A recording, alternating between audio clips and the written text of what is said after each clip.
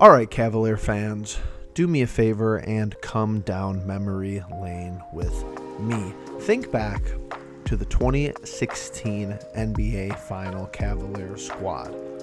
I think it's apparent who stands out from that team. Obviously, LeBron James, Kyrie Irving, and even Kevin Love.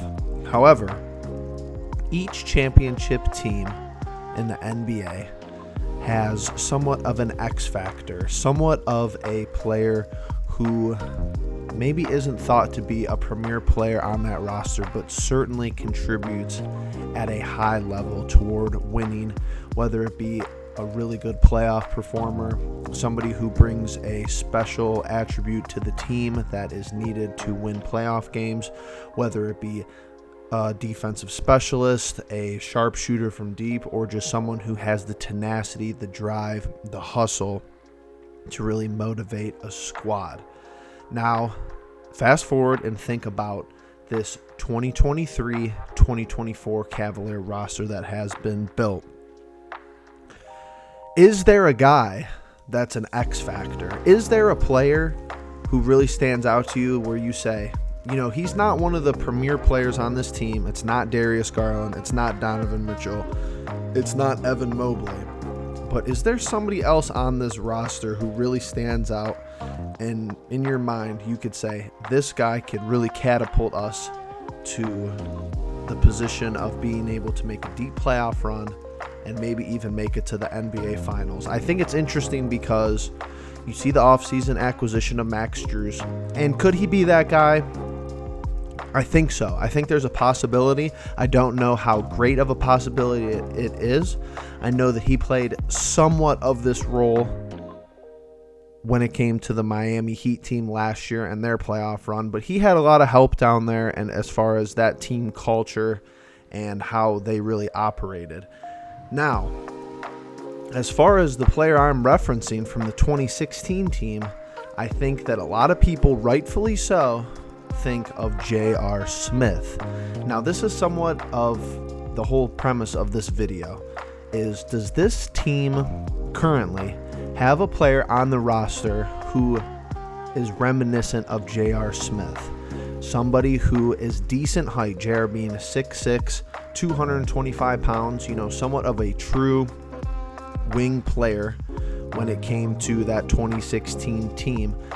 A good defender. I would say he could have been, he was a great defender in spurts, never elite, but a good to great defender when he needed to be.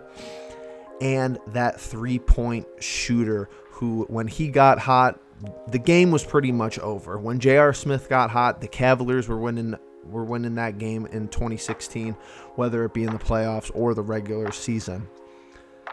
Now let's go back to the current roster. And I know he's a long way away. He's a young player.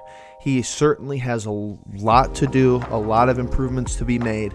But I think the person in the organization, in the roster right now, who reminds me of J.R. Smith the most is our most recent draft selection, Imani Bates. And like I said, a long way to go. I do not think that he has the defensive potential quite yet that J.R. Smith brought to the table, but that's something you could work on. He certainly has the length at 6'9".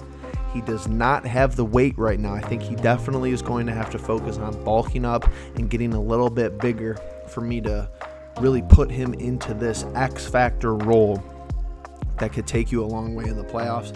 And he's just inexperienced right now. He's so young at 19 years old.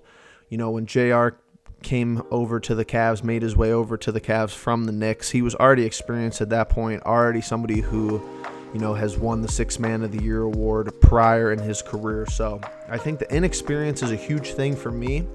But think about this team as far as length and being able to get hot from the three-point line at the same time. We know Mitchell could get hot. We know Garland can get hot. And we know that we acquired Strus and other players like Niang as far as the three-point shooting ability.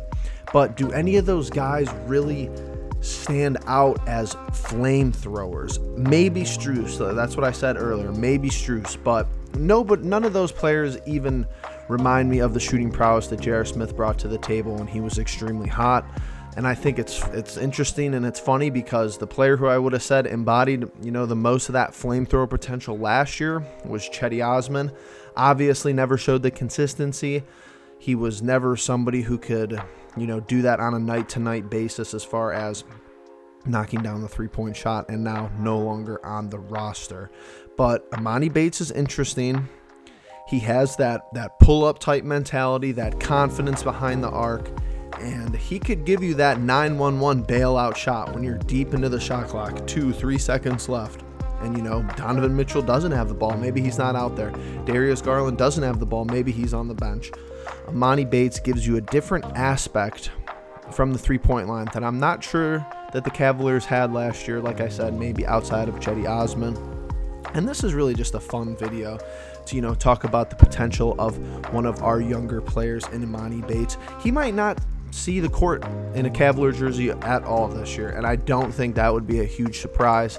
I think that is, a good possibility. But if he does make the roster as far as suiting up for the Cavs, if he does get some playing time, I think that there's an interesting storyline. There's an interesting, timeline where he develops into a player that does remind me of the 2016 champion J.R. Smith. Like I said, he's got a long way to go, but I think it's interesting. As far as this video, make sure you guys comment down below. How do you feel about this video? Am I way out of line here? Do you agree? Does this team need a J.R. Smith style player in order to make a deep run in the playoffs and eventually reach the ultimate goal of winning the NBA Finals? And while you're here, make sure you hit that like button, subscribe, share with your friends. This has been the Cleveland Pulse.